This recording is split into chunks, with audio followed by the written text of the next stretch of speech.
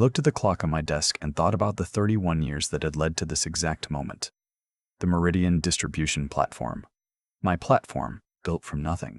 From a whiteboard in a rented conference room in 2008, when half the logistics industry was bleeding out and everyone else was too scared to build anything new.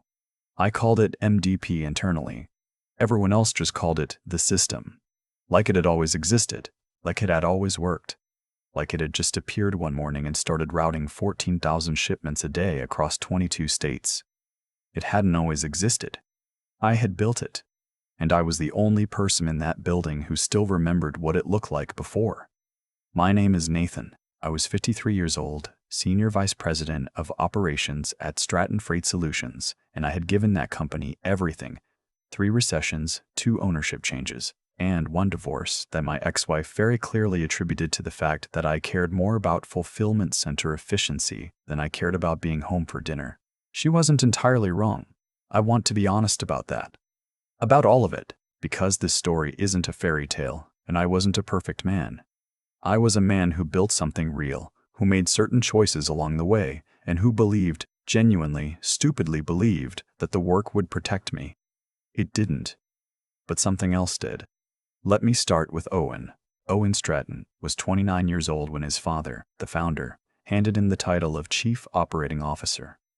I had been at that company since Owen was in middle school. I had trained 3 of the people Owen would go on to manage. I had flown to Memphis at 11 p.m. on a Tuesday in February 2017 to personally oversee a systems failure that would have cost us a regional client worth $8 million annually. I fixed it. I drove back to the hotel at 4 a.m. and called the client at 8 a.m. and they never left. Owen had been to college in Vermont. He had done a brief stint at a consulting firm in Boston, the kind of place that puts 27-year-olds in expensive shoes and tells them they understand supply chain because they once made a slide deck about it. Then his father made the call. And Owen came home to Phoenix, and suddenly I had a boss who had never once driven a forklift, never negotiated a carrier rate, and couldn't read a load manifest without asking someone to explain the columns. I want to be fair. Owen wasn't stupid. He was smart in the particular way that people who have never failed tend to be smart. Confident, fast, very good at sounding right in rooms full of people who wanted to believe him. He had his father's jaw and his father's certainty, and in meetings he could hold a room. I'll give him that. What he couldn't do was operate, and he knew it. And because he knew it, he was afraid of me. That fear is what started everything. For the first 18 months, we had a détente. He made announcements, I ran the actual work, and we both pretended the arrangement made sense. I got my team through a contract renewal with our biggest West Coast partner. I oversaw the migration of MDP to a new infrastructure that reduced system downtime by 63%. I hired a logistics coordinator named Brianna, who turned out to be the best operational mind I'd seen at that company in a decade. Owen showed up to the press release. I told myself it didn't matter. I was 51. My retirement package was structured so that if I hit my 30-year mark with the company, I would receive a performance bonus of $240,000, plus full vesting of a deferred compensation account that had been accumulating since 2009. That account, by the time the story begins, held just over $380,000. $620,000. That was the number I was walking toward. That was the finish line. I had 1 year left. Then the acquisition came. A private equity group out of Dallas called Ironbridge Capital had been circling Stratton for 2 years. The founder, Owen's father, a man I genuinely respected, a man who had shaken my hand in 1994 and told me he was building something that would last, had decided it was time to sell. He was 68. He had a ranch in New Mexico and a heart condition his wife had been worrying about for 3 years. I understood. I didn't blame him. The deal was valued at roughly $500 million. $500 million. And the one thing Ironbridge most wanted, the thing that made the deal worth that number, was the Meridian Distribution Platform. My platform. I found out later that in the due diligence phase, when the Ironbridge analysts had asked their questions and reviewed their documents, MDP had been flagged as the single most valuable proprietary asset in the company. Their technology assessment team had estimated its standalone value at somewhere between $90 and $110 million. I found that out later. At the time, I just knew the deal was happening, that everyone was excited, and that Owen had started acting strangely around me. Little things at first. Meetings I wasn't invited to. A reorganization announcement that moved 2 of my direct reports without my input. An email chain where my name was CC'd, but my responses were never acknowledged. The kind of subtle erasure that you feel before you can name it. I mentioned it to my wife. We had remarried, actually. Different story, maybe for another time. And she was the person who said to me one evening, while I was staring at my laptop and pretending to read email, "Nathan, something is happening and you need to pay attention." She was right. She usually is. What was happening was that Owen had figured out that when Ironbridge completed the acquisition, the new org chart wouldn't have room for both him and me. One of us was going to have to go, and Owen had decided, with the particular logic of a man who has never had to compete on merit, that the cleanest solution was to make sure I was gone before the deal closed. I didn't know this yet, but I was starting to feel it. The call came on a Thursday morning in March. Owen's assistant, not Owen himself, his assistant, asked me to come to the executive conference room at 2 o'clock. I remember thinking that was odd. Usually Owen and I spoke directly, whatever the friction between us. Using the assistant felt formal, performative. I walked in at 2 o'clock, and Owen was sitting at the head of the table with Diane from HR. Diane had been at the company for 11 years, and she looked like she wanted to be anywhere else on earth. "Nathan," Owen said, "we're making some changes to the leadership structure ahead of the transition." I sat down. I looked at him. I waited. "We're going to be moving in a different direction with operations. Your position is being eliminated as of today. I want to tell you I said something powerful. I want to tell you I had some perfectly delivered line, something that cut through the room and made him feel small. I didn't. I sat there for a moment. I looked at Diane. She was studying the table. "Today," I said. "Effective immediately. My bonus vests in 47 days. Owen folded his hands. He had practiced this. "The severance package we're offering is outlined in the documents Diane has for you. We believe it's quite fair given my bonus vests in 47 days, I said again. Not angry, just making sure we both understood I knew the math. He gave me a look, patient, practiced, slightly condescending, and said that my employment contract had specific language around conditions of vesting and that the legal team had reviewed everything thoroughly. I took the folder from Diane. I thanked her. I stood up, shook nobody's hand, and walked back to my office. I sat at my desk for a long time. Then I called a man named Philip. Philip Moss had been the company's outside general counsel starting in 2007, back when Stratton was still small enough that they couldn't afford full-time legal. He and I had worked together on 3 contract disputes, 2 labor negotiations, and 1 genuinely terrifying situation in 2011 involving a temperature-controlled shipment, a pharmaceutical company, and the FDA. Philip was 62, semi-retired, living in Scottsdale, and he was the person I had called 3 years earlier. Just to talk, just to think out loud. When the deferred compensation structure was being renegotiated, it was Philip who had quietly suggested, during that conversation, that I might want to think about protecting myself. "You've built the thing that makes this company worth buying," he had said. We were on the phone, and I remember I was standing in my kitchen late at night. When that moment comes, you want to make sure you're not just holding goodwill. You want something structural. We had spent 6 weeks being careful about it. There was a clause buried in the amended compensation agreement signed in 2022, reviewed and signed by the founder, notarized, filed with the company's outside counsel, and a copy held in Philip's office, that addressed the intellectual property underlying MDP. The clause said this: if Nathan Reeves was terminated without cause before the vesting date of his 30-year performance bonus, and if the company subsequently completed the sale or acquisition in which MDP was transferred to any third party, then a licensing interest in the core architecture of MDP would revert to Nathan Reeves personally.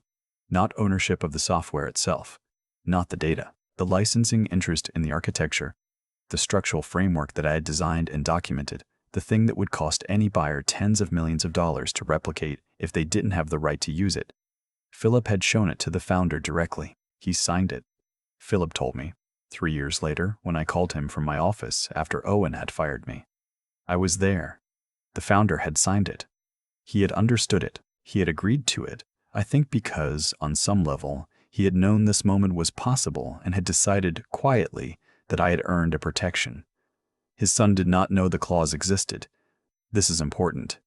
Owen had fired me without knowing. The Ironbridge lawyers, who had conducted months of due diligence, had apparently missed it, or their review had not been comprehensive enough to surface a clause in an amended employment agreement that didn't look on its face like an IP document. I spent the next 2 weeks not thinking about revenge. I want to be clear about that. I went home. I slept. I drove my son to his soccer games, and I sat in the bleachers, and I felt the particular emptiness that comes when you spent 30 years building something and then had it taken from you by someone who couldn't have built it in 30 lifetimes. I felt it. I let myself feel it. Then I called Philip again. "Tell me what happens now," I said. "Now?" he said. "We wait for the wire." The acquisition was scheduled to close on a Friday in May. Ironbridge would wire the purchase funds. The assets would transfer. MDP would become, officially, the property of a private equity firm in Dallas. The moment that wire cleared, my licensing interest would activate. Philip had already drafted the notification letters. He had already engaged an IP litigation firm in Chicago that he trusted. 3 partners, 20 years of experience in software licensing disputes. The kind of firm that could tie up a $500 million acquisition in legal uncertainty for years if they chose to. We weren't going to tie it up for years. We were going to make one call. The Friday the deal was supposed to close, I was sitting in my kitchen drinking coffee when Philip called me at 9:47 a.m. "The wire just hit," he said. "All right. I'm sending the letter now. Their general counsel should have it in the next few minutes." I poured myself more coffee. I sat down. I looked out at my backyard, at the citrus tree my father had planted when he visited us in 2009, at the garden beds my wife had put in last spring. I thought about how many mornings I had left that house before 7 a.m., how many dinners I had missed, how many Saturdays I had spent on conference calls instead of here, in this kitchen, watching the birds. At 10:22 a.m., Philip called back. "Their GC just called me," he said. I could hear something in his voice, not quite laughter, something more controlled than that. "He's not happy." I imagine not. He's saying the clause is invalid, that it wasn't properly disclosed during due diligence. "Philip." "Yes." "Is the clause valid?" "Nathan, it is signed by the founder of the company, witnessed, notarized, and filed. It is as valid as anything I have ever drafted in 40 years of practice." I heard him take a breath. Ironbridge is on the phone with their M&A team right now. The word I'm hearing is that their technology lead has confirmed that the MDP architecture is non-replicable on any reasonable timeline. Rebuilding it without the licensing right would cost them somewhere between $60 and $90 million and 18 to 24 months. I didn't say anything. "Owen is apparently in a room with 3 attorneys and his father," Philip said. "The founder flew in from New Mexico." I thought about the founder, about the handshake in 1994, about the way he had looked the last time I had seen him, tired and older, at a retirement party for one of the warehouse managers. He had pulled me aside and said, "You've been the backbone of this place, Nathan. I hope you know that." I had thanked him. I hadn't known what else to say. "What does Ironbridge want?" I asked Philip. "They want to talk," he said. "Seriously talk." The negotiation took 11 days. I want to compress it here because the details were technical, and the meetings were long, and most of it was lawyers talking to lawyers, while I sat in a hotel conference room in Scottsdale drinking bad coffee and reading paperwork, but the shape of it was this. Ironbridge had paid $500 million for a company whose most valuable asset was now encumbered by a licensing obligation they hadn't known about. They had 2 options: pay to resolve it, or spend 2 years in litigation while their investment sat in legal limbo. They paid to resolve it. The settlement included the full payment of my 30-year performance bonus, $240,000, plus my fully vested deferred compensation account, $381,000, plus a licensing resolution payment for the IP interest, $160,000, plus legal fees. Philip called it the cleanest outcome he had seen in 30 years of practice. "You didn't want blood," he said. "You just wanted what was yours." That was right. That was exactly right. What I remember most about the day it was finalized isn't the number. It's a conversation I had with my son, who is 24 and works in environmental engineering and knows nothing about logistics. I had never told him what was happening. I hadn't wanted him to worry, but that evening, after Philip had called with the final confirmation, I drove to his apartment across town, and I sat at his kitchen table and I told him the whole story. He listened. He didn't say much.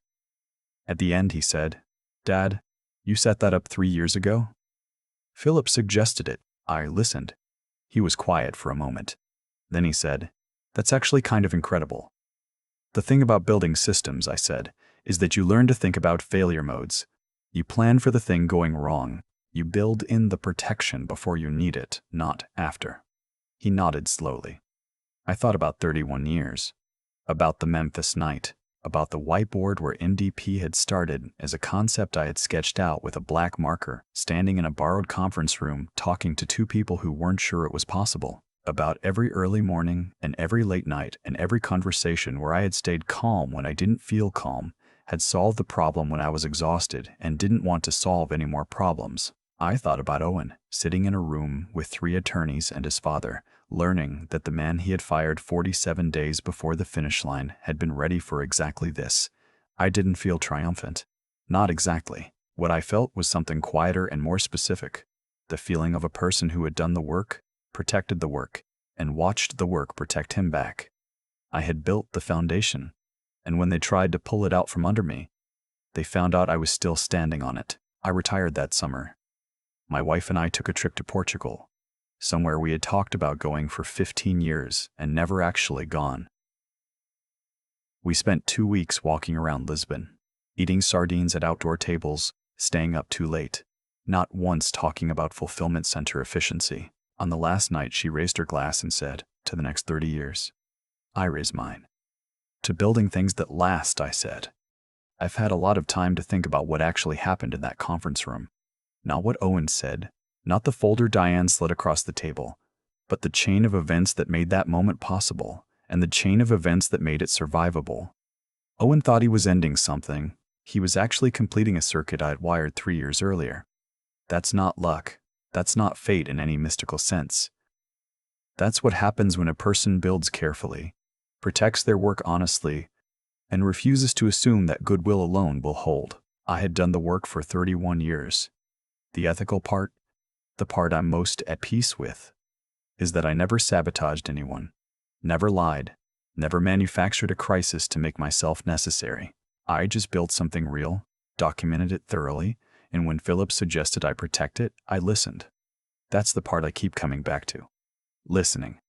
Owen stopped listening the day he walked into that building with a title he hadn't earned. He surrounded himself with people who confirmed his decisions instead of stress testing them. He looked at 31 years of operational history and saw a cost to be eliminated, not a foundation that was holding up the thing he was trying to sell. That's not a character flaw unique to him. It's what happens to anyone at any age when they mistake authority for understanding. I was not a perfect employee. I missed things. I moved too slowly on 2 technology decisions that cost the company real money in 2016. I was difficult to manage in the early years, impatient with people who weren't willing to work as hard as I was. I know those things. I've sat with them. But I always tried to be honest about what I didn't know, and I always tried to solve the problem rather than protect my position. That discipline, over time, built something that couldn't be easily dismissed, even by someone who had every institutional reason to dismiss it.